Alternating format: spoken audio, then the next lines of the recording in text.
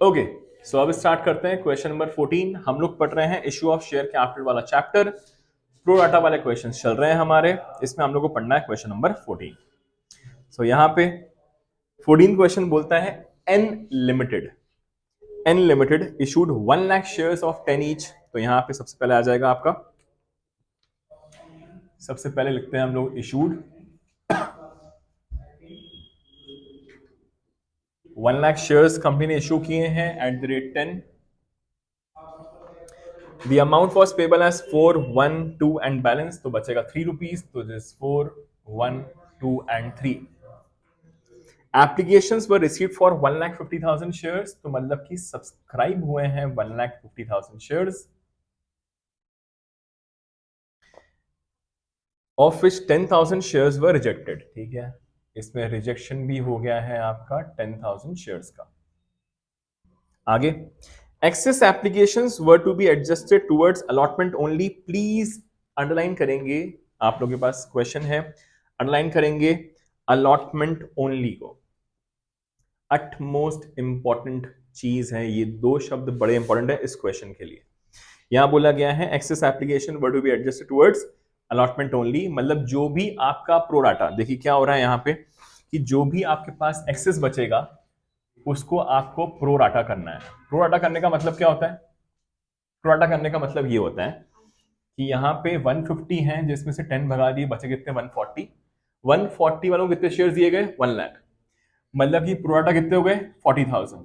तो 40,000 शेयर्स पे जितना भी एक्सेस हुआ होगा, आपकी कैपेसिटी आप सिर्फ और सिर्फ अलॉटमेंट तक ही एडजस्ट करोगे, उसके बाद जितना बचेगा उसको क्या कर दोगे? आप रिजेक्ट कर दोगे। इस चीज का प्लीज ध्यान रखेंगे, ठीक है? ओके, आगे बढ़ेंगे। One share holder who applied for 2500 shares didn't pay anything after application and his shares were forfeited after first call. First call के बाद ही इसके शेयर्स फोरफिट कर लिए गए। तो यहां पे करते हैं हम लोग वन शेयर होल्डर, तो यहाँ पे मिस्टर ए ले लेते हैं, उसने अप्लाई किए हैं, यस, इसके अप्लाइड शेयर्स हैं 2500 शेयर्स, और इसने आपको एप्लीकेशन के बाद कुछ नहीं पे किया, तो मतलब उसने आपको एप्लीकेशन पे कर दिया, अलॉटमेंट पे नहीं किया। एप्लीकेशन हो गया, अलॉटमेंट नहीं किया, फर्स्ट कॉल नहीं किया, इसके ठीक बाद हम लोगों ने कर दिए इसके shares forfeit, and his shares were forfeited after first call, immediately reissued for 9 fully paid up। पिछले क्वेश्चन में था कॉमा 6 पेड अप, यहां पे है 9 फुल्ली पेड अप। तो बस ये छोटा सा अंतर है इन दोनों क्वेश्चंस में। तो यहां पे रीइशू हो रहा है आपका 9 and this is fully paid up. Please underline करेंगे फुल्ली पेड अप को भी, ठीक है? पता रहना चाहिए आपको। There is another share holder as well, mister B ले लेते हैं हम लोग इसको। विथ 4,000 शेयर्स का मतलब होता है allotted, he has been allotted 4,000 shares, और इसने आपको नहीं दिए हैं बोथ द कॉल्स, पे नहीं किए हैं, that is he has not paid first call not did he pay your second call and his shares were forfeited, और रीइशू हो गए हैं 12 पे, ठीक है? रीइशू प्रीमियम पे हो गया, पहले वाला डिस्काउंट है, दूसरा वाला प्रीमियम है। ये खत्म हो गया आपका पूरा का पूरा क्वेश्चन का समरी, ठीक? अब देखिए, अब यहां पे कहां अटकेंगे अपन लोग ये देखते हैं। तो यहां पे स्टार्ट करते हैं। सबसे पहले हमारा वर्किंग नोट बनता है, तो वर्किंग नोट जब बनेगा तो वर्किंग नोट में सबसे पहले लिखते हैं हम लोग अप्लाइड, अप्लाइड और अलॉटेड। अप्लाइड कितने हैं आपके? 1,50,000। जितने सब्सक्राइब होते हैं वही आपके अप्लाइड होते हैं, तो 1,50,000। इसमें से 10,000 रिजेक्ट हो गए, तो 10,000 माइनस कर देंगे हम लोग, तो बचेगा कितना? 1,40,000। 1,40,000 वालों को कितने दिए गए? कितने अलॉट किए गए होंगे? 1 लाख। कितने किए गए होंगे? 1 लाख। Is that clear? यहां तो एकदम सब कुछ नॉर्मल चल रहा है, अब दिक्कत होना चालू होगी। अब यहां लिखा हुआ है मिस्टर ए ने कितने अप्लाई किए हैं? 2500 शेयर्स, तो कितने मिले होंगे ये निकालना है। करें क्रॉस मल्टीप्लाई, जरा खुद से करिए। एग्जैक्टली यहां पे जब आप क्रॉस मल्टीप्लाई करोगे तो यहां पे आंसर आएगा आपका पॉइंट में, और पॉइंट पे कभी भी हम लोग शेयर्स इशू नहीं करते। मतलब कुछ ना कुछ गड़बड़ है इस क्वेश्चन में, पर क्वेश्चन में गड़बड़ नहीं है, आपके प्रैक्टिस में गड़बड़ है। प्रैक्टिस में क्यों गड़बड़ है समझिएगा। अब यहां पे बहुत ध्यान से वर्किंग नोट समझिएगा जो एक और बना रहा हूं मैं, ठीक है। सबसे पहले एप्लीकेशन पे क्या हुआ होगा ये देखते हैं हम लोग। एप्लीकेशन पे एज अ होल हम लोग क्या करते हैं, मिस्टर ए का पहले बनाते हैं वर्किंग नोट कि मिस्टर ए ने कितना पे किया होगा, कितना पे करना चाहिए था, कितना एक्सेस है। अब एज अ होल कर रहे हैं अपन लोग, ठीक है। सो यहाँ पे एप्लीकेशन पे 1,50,000 के हिसाब से इंटू 4, तो कितने रुपए आपके पास आ गए होंगे। आई होप यहां तक सबको क्लियर है। 150 के हिसाब से 4 रुपीज 6 लाख, हाँ कि ना। इसमें से आपने तुरंत कितने रिजेक्ट कर दिए, 10,000 शेयर्स आपने रिजेक्ट कर दिए। 10,000 इंटू 4, तो ये हो गया आपका 40,000। तो कितना बचा यहां पे 560। इज दैट ओके, ठीक है। अब हम लोग को एक्चुअल में 1 लाख शेयर्स हैं, तो हम लोग कितना अमाउंट चाहिए था। 1 लाख के हिसाब से कितने रुपए, 4 रुपीज, कितने रुपए हो गए 4 लाख। कितना हो गया, तो कितने रुपए एक्सेस आ गया आपका, ये क्या है आपका एक्सेस। यहां तक एकदम नॉर्मल है सब कुछ, कोई तकलीफ किसी को, पक्का नहीं है। अब होगी, अब होगी। अब यहां पे ये एक्सेस जाके कहां एडजस्ट होता है, अलॉटमेंट। अब हम लोग देखेंगे अपने अलॉटमेंट की कैपेसिटी। अलॉटमेंट पे 1 लाख के हिसाब से कितने रुपए चाहिए हम लोग को, दैट इज कितना रुपए हो गया 1 लाख। तो 160 जो आपका एक्सेस है, इसमें से कितने रुपए एडजस्ट हो पाएंगे, 1 लाख ही हो पाएगा, सीधी सी बात है। तो अगर यहां से यहां पे 1 लाख ही हो पा रहा है, तो अभी भी कितने बच गए आपके, क्या करेंगे उसको, फर्स्ट कॉल पे जाएंगे, रिजेक्ट करेंगे। क्यों करेंगे रिजेक्ट, क्योंकि इस क्वेश्चन में क्लियरली बोला गया था कि आपको एडजस्ट करना है कहां तक, सिर्फ अलॉटमेंट ओनली, अलॉटमेंट। अब तो मतलब कि 60,000 रुपीज को आप फिर से क्या कर रहे हो, रिजेक्ट कर रहे हो, हाँ कि ना।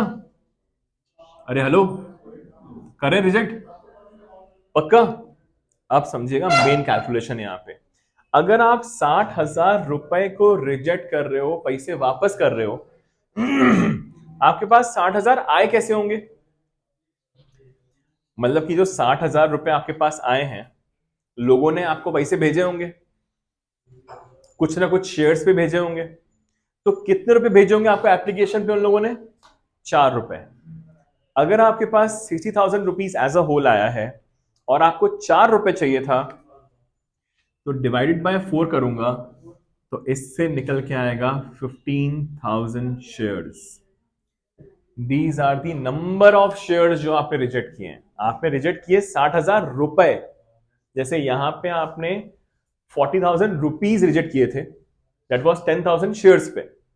यहां पे आपने कितने शेयर्स रिजेक्ट किए 15,000। तो यहां पे जो क्वेश्चन लिखा था 10,000, this is not 10,000, this is actual में कितने शेयर्स 25,000। 10,000 तो हमको बोला गया था क्वेश्चन में रिजेक्ट करने हैं, और 15,000 ये एक्स्ट्रा। तो ये क्वेश्चन है आपका हिडन रिजेक्शन वाला। This is the hidden rejection question. Please लिख के रख लीजिएगा क्वेश्चन के पास, यहां जहां पे आप लोग सॉल्व कर रहे हैं वहां पे, this is a hidden rejection question.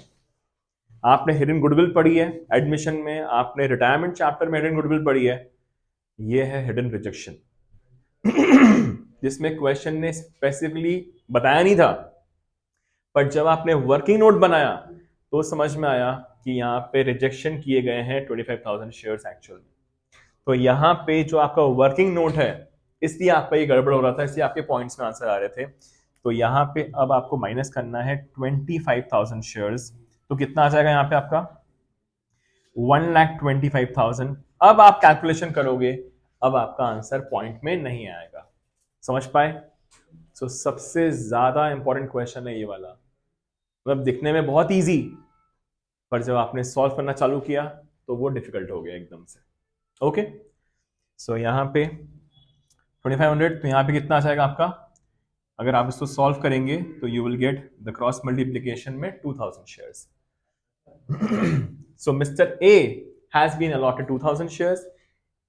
He had applied for 2500, but actual में इसके पास shares कितने हैं? 2000 only. So please make this working note as well. अब यहाँ पे अब हम लोग नॉर्मल कैलकुलेशन करेंगे किसका?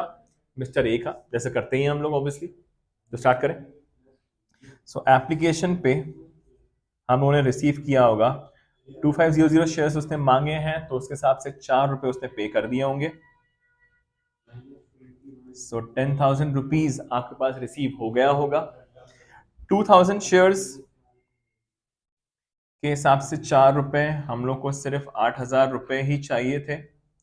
2,000 रुपए मिस्टर ए आपको एक्सेस में भेज चुका है। This is the excess amount.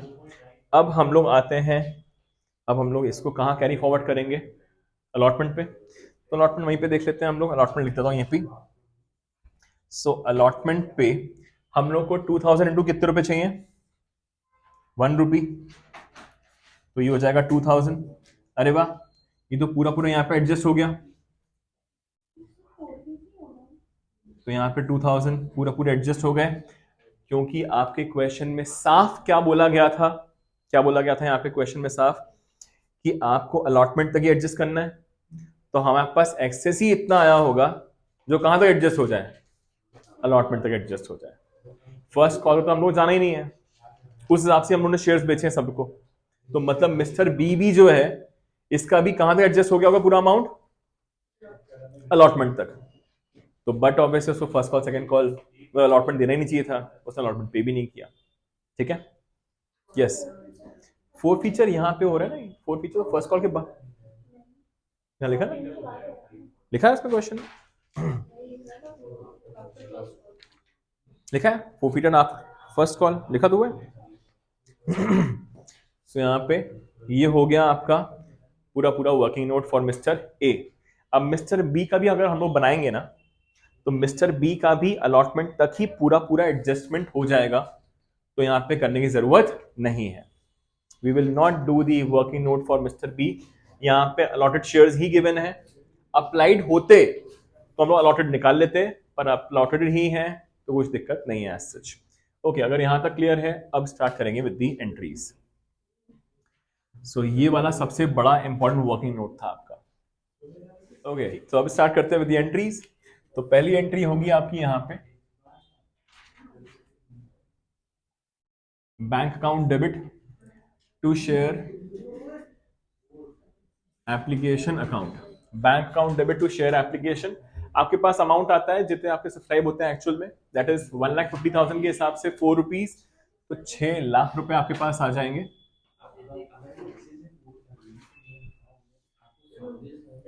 Next, share application account debit to share capital account to share allotment account to bank account. Share application में पूरा पूरा अमाउंट 6 लाख से जाता है आपका। शेयर कैपिटल में जाता है आपका 1 लाख के हिसाब से 4 रुपीज, दैट इज 4 लैक्स। और यहाँ पे आपने 25,000 शेयर्स रिजेक्ट किए, 25,000 इंटू 4, 1 लाख चला जाएगा बैंक में। और यहाँ पे प्रोराटा भले ही लिखा हुआ है 40, पर 40 ना होकर वो था आपका एक्चुअल में 25,000 ओनली। 40 में से भी 15,000 आपके हुए थे रिजेक्ट। 25 इंटू 4 अगेन 1 लाख, तो ये भी आपका 1 लाख ही होगा, क्योंकि जितनी कैपेसिटी थी आपकी उतना ही एडजस्ट होगा। तो 1 लाख इंटू 1 की कैपेसिटी आपके अलॉटमेंट की, तो उतना ही यहाँ पे एडजस्ट हुआ आपका। क्लियर? बैंक में 1 लाख कैसे आया? रिजेक्ट कितने किया आपने? इंटू कितने रुपए? ठीक। नेक्स्ट एंट्री शेयर अलॉटमेंट वाली होती है, तो share allotment account debit to share capital account. So 1 lakh into 1, आपको 1 लाख चाहिए है अलॉटमेंट पे। अब क्योंकि आपके पास ये ऑलरेडी अमाउंट रिसीव हो चुका है आपके पास ये अमाउंट ऑलरेडी रिसीव हो चुका है, तो नेक्स्ट एंट्री आप करोगे जरूर, बट क्या हो जाएगी वो एकदम ब्लैंक, नील नील।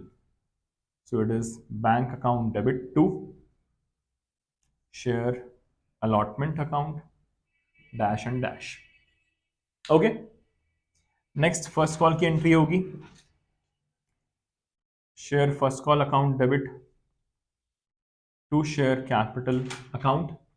शेयर फर्स्ट कॉल में 1 lakh into 2 will give you 2 lakhs.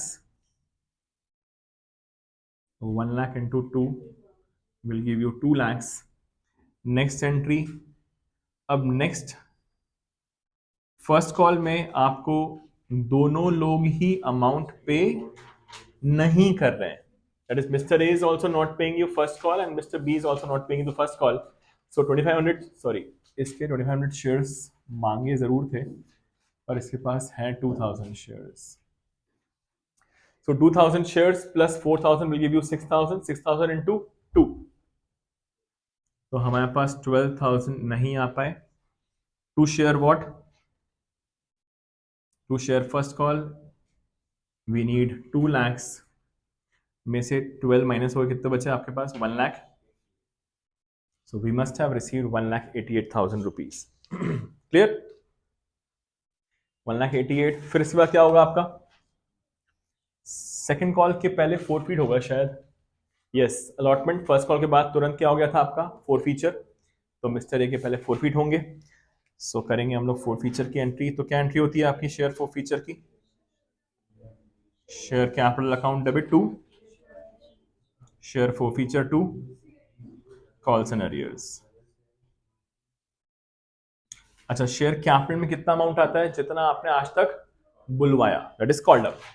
तो mister A has got 2000 shares और आप आज खड़े हो 4 + 1 + 2, आप खड़े हो 7 रुपीज कॉल करके कि 3 रुपए कॉल नहीं किए, फर्स्ट कॉल तक ही हुआ है। तो 7 into how many shares? 2000 will give you how much? So we have called 14। Forfeiture में आता है ये वाला अमाउंट जितना उसने आज तक पे किया, दैट इज हाउ मच? 10,000। और कॉल सिनेरियोस में आ जाएगा 4000। 4000 कैसे आया? 2000 शेयर्स पे उसने आपको फर्स्ट कॉल के 2 रुपए नहीं दिए, तो 4000। क्लियर? अब इसके ठीक बाद यहां बोला गया था रीइश्यू हुए हैं इमीडिएटली, आपने इसके शेयर्स इमीडिएटली रीइश्यू कर दिए हैं फॉर ₹9 फुल्ली पेड अप, तो there is a discount of ₹1। तो यहां पे रीइश्यू की एंट्री आ जाएगी आपकी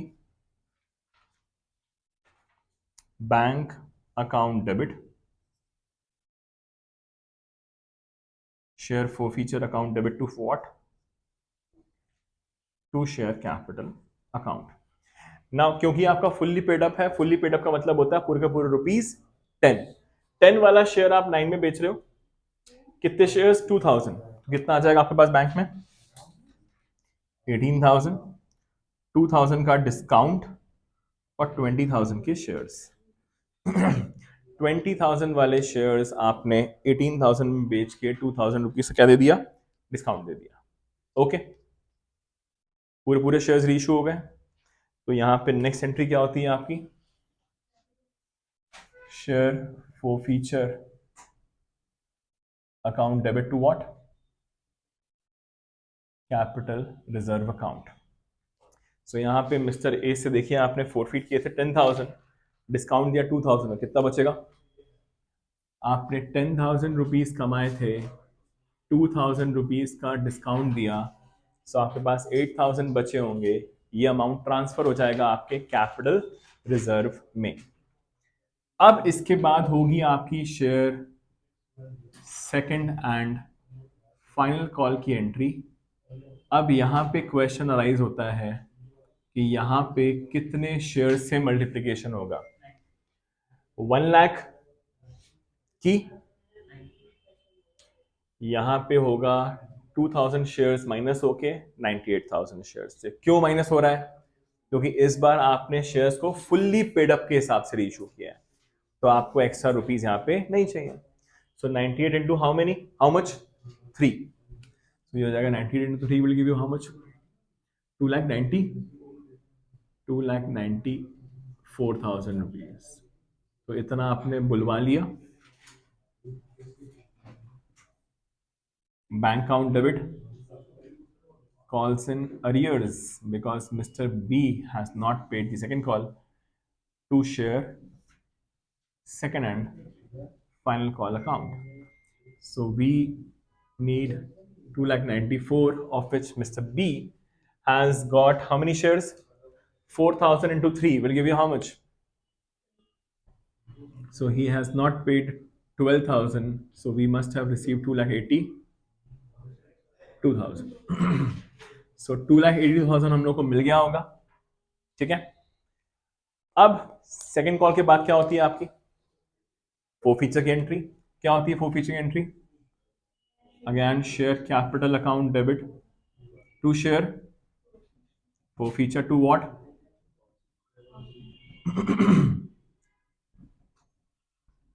ठीक है, हो गया यहां तक। अब आगे बढ़ेंगे अपन लोग। ये हो गया। अच्छा, मिस्टर बी है ना, ये mister B has got 4,000 shares into 10 होगा पूरा पूरा। तो this will give you how much? 40,000। Forfeiture में कितना आएगा? कितना आएगा फोरफीचर में? जितना इसने पे किया होगा एप्लीकेशन अलॉटमेंट, 4,000 इंटू 5 कितना हो गया? कैसे आया 5? 4 रुपीज एप्लीकेशन, 1 रुपी अलॉटमेंट, उसने 5 रुपीज पे किए, 5 रुपीज उसने पे नहीं किए। एप्लीकेशन अलॉटमेंट पे कर दिया 5 रुपए, फर्स्ट कॉल सेकंड कॉल पे नहीं किया 5 रुपए। तो दोनों में कितना कितना आ जाएगा आपका? तो 4,000 इंटू 5, 4,000 इंटू 5। इसके बाद हम लोग को रीइशू करनी है। रीइशू हो रहे हैं इसके शेयर्स 12 पे हो रहे हैं। तो to share capital and what? To security premium, क्योंकि आपने एक्स्ट्रा अमाउंट पे बेचा है। कितने शेयर्स थे मिस्टर? 4,000, और कितने में बेचा आपने? 12 पे। कितना आ जाएगा आपके पास अमाउंट?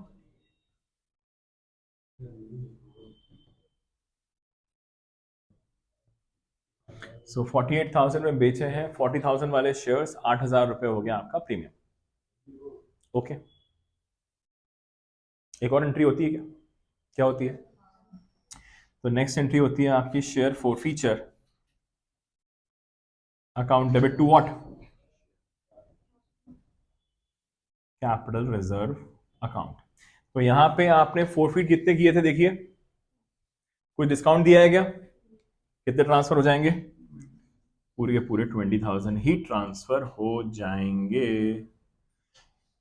ये खत्म हो गया आपका क्वेश्चन नंबर 14।